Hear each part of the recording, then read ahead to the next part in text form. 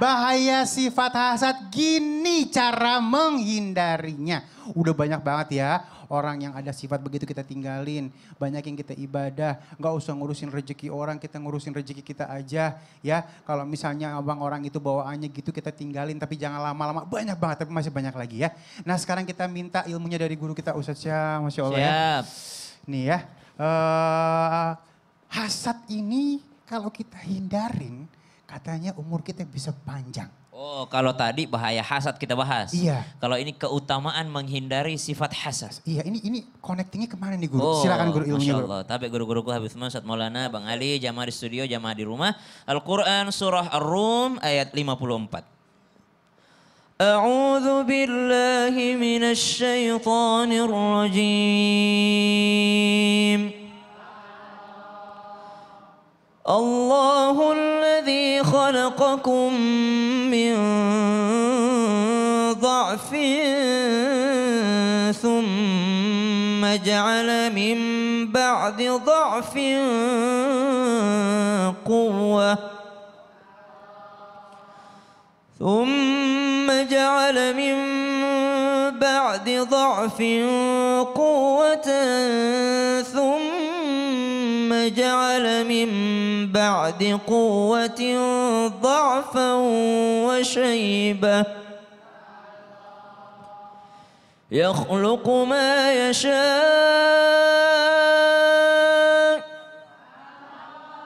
وهو العليم القدير.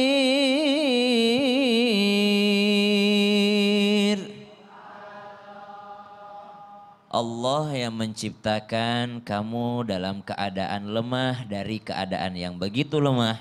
Kemudian Allah memberikan kekuatan untukmu setelah keadaan lemah.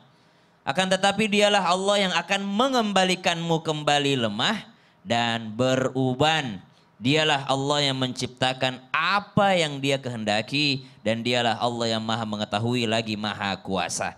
Salah satu keutamaan daripada orang-orang yang mampu sibuk dengan rezekinya sendiri, mampu sibuk akan nikmatnya sendiri, dan tidak sibuk akan nikmat orang lain, artinya dia terhindar dari sifat iri, hasad, dengki, maka salah satu keutamaannya adalah panjang umur. Siapa orang yang tidak ingin panjang umur? Semua pengen panjang umur. Umur yang berkah, umur yang manfaat. Maka dikatakan bahwasanya ada seorang ulama bertemu dengan kakek-kakek Arabian, seorang Arab Badui, akan tetapi umurnya kelihatan dari luar ini orang tua renta ini, subhanallah, akan tetapi masih kuat. Setelah ditanyakan, apa rahasiamu hingga berumur panjang? Sebelumnya ditanyakan terlebih dahulu, berapa usiamu hai Syekh? Maka Syekh itu menjawab, saya alhamdulillah mendapatkan mi'ata wa ishrun. Saya berusia 120 tahun. Masya Allah. Berusia 120 tahun, kayaknya masih banyak di kampung-kampung tuh 120 tahun umurnya, usianya Masya Allah. Entah memang 120 atau dia lupa tanggal lahirnya berapa. Tahun lahirnya kapan gitu. 120 tahun usianya, ditanyakan 120 tahun. Apa resepnya? Apa rahasianya? Maka dia katakan, taraktul hasad. Saya menghindari, menjauhi, membentengi diri daripada sifat hasad, sifat iri, dengki. Tidak menghabiskan tenaga saya untuk memikirkan nikmat orang lain. Tidak menghabiskan tenaga saya untuk komplain kepada Allah. Karena orang yang iri, dengki itu senantiasa komplain sama Allah. Ya Allah, saya yang sholat duha tiap hari, kenapa dia yang kaya? Ya Allah, saya yang puasa Senin Kamis, kenapa dia yang sehat, saya sakit? Ya Allah, saya yang sedekah tiap hari, kenapa engkau belum lipat gandakan jadi 700 kali lipat? Sibuk komplain sama Allah Subhanahu wa taala. Saya tidak menghabiskan waktu untuk itu, sehingga Allah memberikan saya fabaqaitu. Allah memberikan saya panjang umur, sehingga apa yang kau lihat saat ini saya berusia 120 tahun. Berarti ada sambungan korelasi dengan ayat yang kita bacakan di segmen sebelumnya. Apa itu? La in syakartum la azidannakum.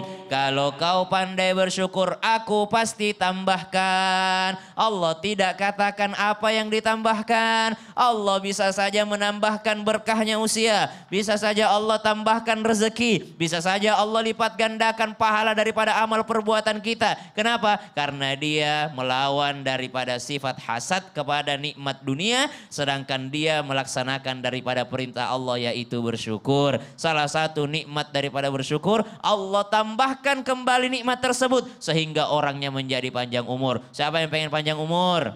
Saya. Ada amalan dari guru saya, salah satu daripada amalan tersebut adalah khatam Quran. Tapi khatam Qurannya jangan pernah diselesaikan. Gimana itu caranya khatam Quran jangan pernah diselesaikan? Kalau ibu sudah sampai di juz 30, sudah sampai di Qul a'udzu birabbin nas, jangan shadaqallahul adzim di situ. Bacanya gimana? Minal jinnati wan nas. Langsung sambung. Bismillahirrahmanirrahim. Alhamdulillahi rabbil alamin. Arrahmanirrahim. Setelah sampai ghairil maghdubi alaihim waladdallin, langsung sambung lagi. Alif lam mim. Dzalikal kitabul la raiba fihi. Sampai muflihun baru baca. Ya Allah, jangan kau matikan saya sebelum khatam Quran. Begitu terus. Kan enggak ada mati-matinya dong. Khatam Quran terus. Minimal kalau dia meninggal dunia terhitung sebagai orang yang berusaha mengkhatamkan Quran. Masya Allah, terima kasih ilmunya guru. Tuh, tinggal diamalin ya. Sekarang kita masuk ke dalam segmen Tanya Dong Ustadz. Kami semua tanya dong Ustadz. Iya, masih semangat semuanya yang di rumah juga ya. Selamat siap-siap buat nganterin anaknya sekolah. Mungkin bikin segala macam ya sambil nonton ya. Nah sekarang yang mau nanya, angkat tangannya. Oh sini nih. Oh yang depan katanya. Yang tadi aja kasihan. Oh iya bener ya. Sini. Masih belum kelar. Sini Bu. Assalamualaikum warahmatullahi wabarakatuh. Waalaikumsalam warahmatullahi wabarakatuh. Perkenalkan nama saya Sri Kurnianingsih dari Kabupaten Tasikmalaya. Masya Allah, tepuk tangan dulu yuk. Bertanya Ustadz, Iya. apakah ada amalan lain selain sholat yang kita wajib lakukan agar terhindar dari hasad? Oke. Dari sifat hasad. Dari sifat hasad, iya. Itu ya, Terima Bu. kasih Iya, Ibu. terima kasih. Waalaikumsalam warahmatullahi wabarakatuh. Waalaikumsalam warahmatullahi wabarakatuh. Wassalamualaikum. Wassalamualaikum warahmatullahi Kenapa dia Yang mic-nya waalaikumsalam? balikin dulu, dibawa pulang ya. Aduh, udah main maju aja. Tapi pertanyaannya bagus banget. Ya, silakan, Harusnya Guru. assalamualaikum dia waalaikumsalam. Waalaikumsalam, ya. Mungkin itu dia ngejar yang wajib ya daripada yang sunnah ya. Izin Oke. Habib dan Ustaz Sam. Ibu waalaikumsalam. Terima kasih banyak kepada semuanya. Ada enggak amalan selain salat? Supaya tidak iri. Jawabannya puasa. 1, 2, 3. Puasa. Ada enggak orang iri dengan puasa? Ada. Nggak ada yang iri. Betul tidak? Puasa itu tidak pakai modal. Cuma Nabi Isa alaihissalam senantiasa memberi minyak bibirnya. Supaya orang tidak tahu kalau beliau puasa. Nabi Daud alaihissalam puasanya hari ini puasa besok tidak. Hari ini puasa besok tidak. Artinya hari ini bersabar besok bersyukur. Hari ini bersabar besok bersyukur. Jadi nikmat yang luar biasa ketika kita berpuasa. Coba lihat. Wow, banyak sekali makanan. Ujung-ujungnya buka puasanya gorengan. Iya. Padahal banyak. Jadi iri hati akan hilang, hasad akan hilang dengan adanya puasa. Berpuasalah, enak banget. Ada orang makan kita santai aja. Tadi ibu kan pakai gelang. Saya tidak akan iri. Harga gelangnya tuh 15 juta. Mana tadi ibu tuh? Oh dia sembunyiin gelangnya. Kenapa? Karena saya kan tidak pakai emas. Tidak boleh laki-laki pakai emas. Iya. Jadi artinya apa? Sesuatu yang dalam artian ibadah yang memungkinkan supaya kita tidak iri. Tidak ada kedengkian di dalamnya adalah ibadah puasa. Lakukan ini. Insya Allah. Sehingga puasa itu paling mudah dilakukan. Rukunnya cuma 2. Tidak banyak. Niat menahan. Niat menahan. 1, 2, 3. Niat menahan. Ada lagi satu puasa yang hebat itu. Puasa Nabi Idris. Masya Allah. Setiap hari puasa. Aduh, kuat. Kecuali 5. Hari Tasyrik, Idul Fitri, Idul Adha. Baik, siapa lagi yang mau nanya? Oh, yang ini nih, yang ini nih, yang ini nih, yang ini nih. Iya. Ibu silakan. Assalamualaikum warahmatullahi wabarakatuh. Waalaikumsalam warahmatullahi wabarakatuh. Nama saya Yanti dari Majelis Taklim Jabar Rahmat Tasikmalaya Selatan. Tepuk tangan dulu yuk. Saya mau nanya ke Habib, bagaimana cara menghilangkan sifat hasad anak yang membanding-bandingkan harta orang tuanya dengan orang tua temannya karena persulitan ekonomi. Cakep. Assalamualaikum warahmatullahi wabarakatuh. Waalaikumsalam warahmatullahi wabarakatuh. Untung bukan saya yang jawab. Oh. Untung Habib yang jawab lebih sabar ya. Ya, Kalau saya kadang-kadang pindah, pergi dari rumah ini. Jemput lagi. Anak-anak kan kadang-kadang keterbatasan ilmu ya Habib ya. Nanti ngasih pemahamannya beda sama orang yang dewasa. Silakan ya Habib. Afwan ya Habib. Insyaallah. Ustaz Syam, Ustaz Maulana. Bismillahirrahmanirrahim. Allahumma salli ala Sayyidina Muhammad wa ala ali Sayyidina Muhammad. Limadha yata'akhlaqul walad? Bagaimana seorang anak itu berakhlak? Bi akhlaqil hasanin min sigarih. Berakhlak yang baik dari kecilnya. Bagaimana caranya? Didik mereka dari usia. Usia berapa? Usia 0 bulan dalam kandungan. Berarti bapaknya udah doain dulu. Terjadilah suami istri. Terus hamil, doain baca Quran. Setiap harinya dengarkan baca Quran. Ibunya bacain Quran. Lahir anaknya azanin, iqamatin. Bacakan Al-Quran. Sampingnya bacain Quran. Terus apa lagi? Didik dia dengan usia 2 tahun, 3 tahun, 4 tahun. Dengan mempelajari Al-Quran. Masa dewasanya, ajarkan ilmu agamanya Allah. Perkenalkan mana yang baik dan mana yang buruk. Itu cara mendidik anak dari kecil. Sehingga masa besarnya dia akan menjadi anak yang baik, yang berkah. Sebagaimana pohonan, kalau ada pohon yang bengkok, kalau sudah batangnya besar, batangnya kuat, patah pasti. Tapi kalau dia masih batang yang halus, dia bengkok, dilurusin, ditunjang pakai bambu, maka dia akan lurus. Begitupun sama, mendidik anak, bagaimana cara anak tersebut tidak membanding-bandingkan kekayaan antara kita atau orang tuanya dengan orang tua temannya atau orang tua teman sekolahnya dan lain sebagainya. Maka ajarkan sama anak kita. Nah, Allah Subhanahu wa taala sudah memberikan rezekinya. Sudah dibagikan sama Allah Subhanahu wa taala. Tempatnya, waktunya, kapannya, sudah dikasih sama Allah. Kalau seperti itu, maka semua sudah diatur sama Allah. Gak boleh syirik, gak boleh dengki, gak boleh hasut sama teman kita, keluarga kita, saudara kita, atau teman ayah, atau teman bapak, atau teman dia. Jangan, karena semua sudah diberikan sama Allah. Kita sebagai hamba Allah bersyukur atas nikmat yang kita punya. Jangan melihat ke atas. Kalau kita ngelihat ke atas, gak akan ada habisnya. Kalau kita ngelihat orang yang kaya, gak akan ada habisnya. Yang kita lihat apa? Apa yang kita milikin semua dari Allah dan Allah sudah mengatur. Kita hanya hamba Allah, kita manusia, kita makhluk Allah, kita ciptaan Allah. Ketika Allah berikan harta kepada kita, kita gunakan sebaik-baiknya. Yang penting satu nak, harta itu harus halal. Masya Allah. Kalau halal berkah hidup kita. Amin. Kalau enggak halal hancur hidup kita. Enggak ada baiknya, enggak ada keberkahannya. Akhirnya baca Qur'annya malas. Sholatnya malas, ibadah malas. Nanti terjerumus dalam pergaulan-pergaulan yang gak baik. Jadi cari yang halal, cari yang berkah. Itu menjadikan kebaikan. Banyak orang yang cari duitnya yang haram.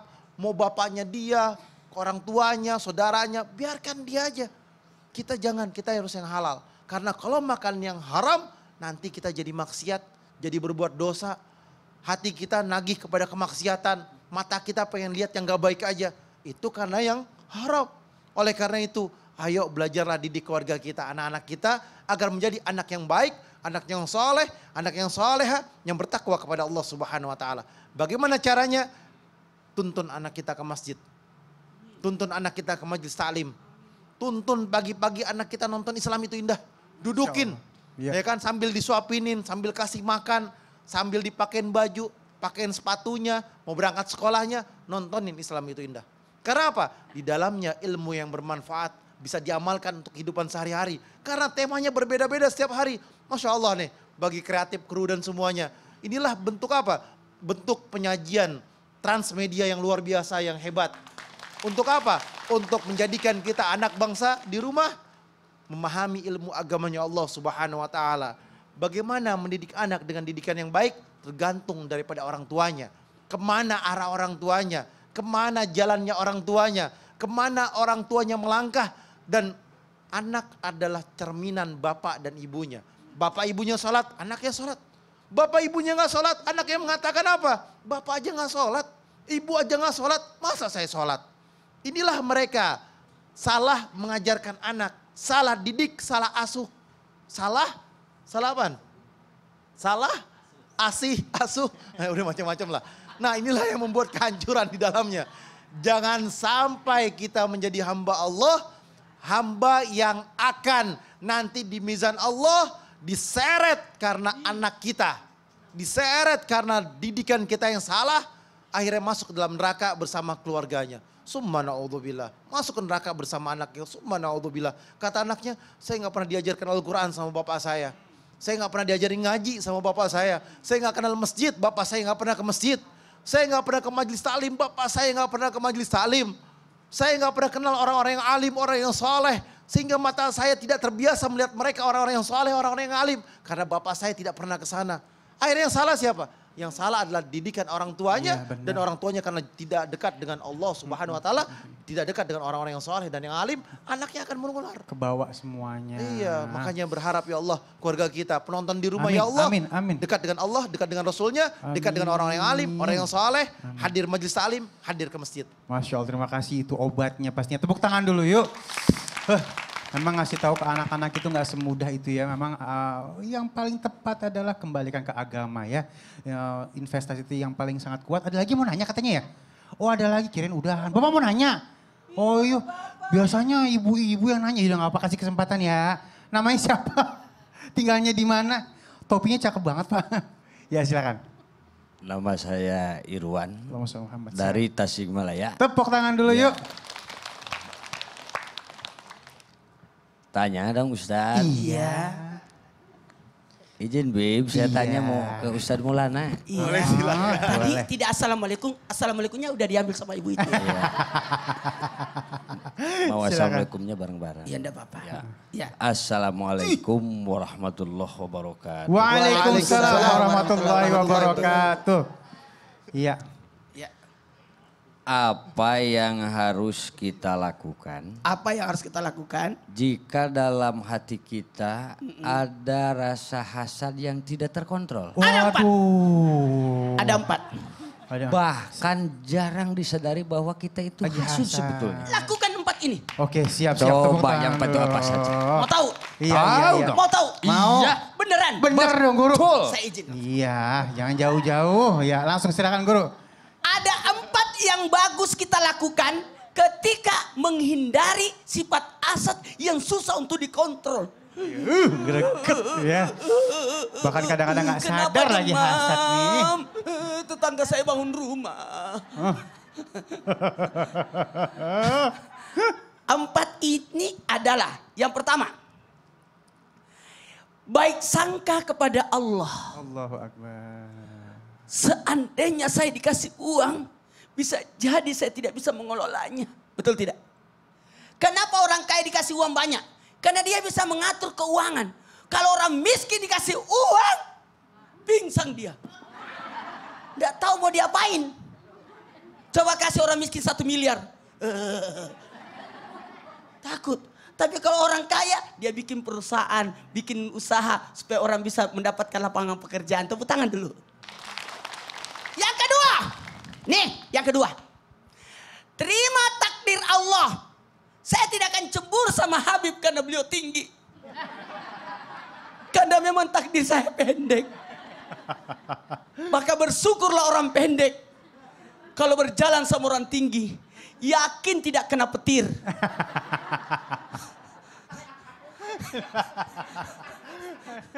Yang ketiga. Jamaah, berlapang dada. Apa yang ada itu saja. Jangan cari yang tidak ada. Betul tidak? Betul. Dan yang paling hebat yang keempat. Apa yang keempat? Berdoa. 1, 2, 3. Berdoa. Mintanya sama Allah. Bu. Minta sama jangan minta sama suami. Kalau minta uang minta sama Allah di telinga suami. Iya sama aja. Sama aja. Supaya suami sadar. Jadi udah paham? Terima kasih. Jadi 4 ya. Baik sangka, terima takdir Allah. Iya. Kemudian yang ketiga 8 dada. Kemudian banyak-banyak berdoa. Mungkin kita kurang berdoa. Iya. Kenapa anakku tidak lulus, anaknya lulus? Karena Bapak tidak sebut tahunnya. Jadi tidak lulus tahun ini, mungkin tahun depan. Jadi senantiasa doa adalah kekuatan yang luar biasa. Tidak akan mungkin bisa terkalahkan. Iya baik. Oke, semangat terus, tepuk tangan dulu yuk. Baik, aku jadi teringat salah satu momen doa diijabah itu apa? Pada saat kita senang melihat orang lain senang ya. Jadi pada saat ada orang dapat nikmat, biasanya justru tuh jadi ada hasad tuh, ada iri. Tapi justru kalau kita senang terus kita angkat doa, mudah-mudahan kita dapat seperti apa yang orang itu dapat ya. Baik, jamaah, alhamdulillah.